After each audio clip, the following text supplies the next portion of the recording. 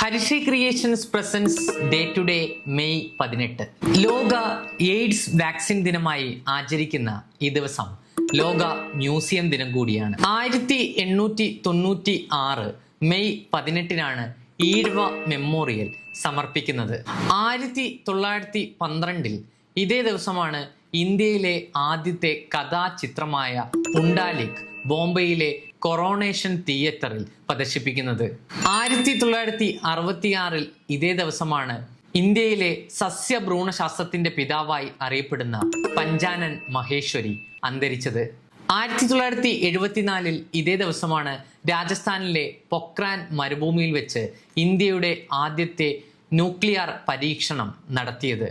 Doctor രാജ രാമണ്ണയായിരുന്നു ഈ ദൗത്യം നിയന്ത്രിച്ചത്. 2006 ഇതേ ദിവസമാണ് ജപ്പാനിലെ ടോക്ക അരയാമ എന്ന വ്യക്തി എവറസ്റ്റ് കീഴടക്കിയ ഏറ്റവും പ്രായം കൂടിയ വ്യക്തി എന്ന ഖ്യാതി നേടിയത്.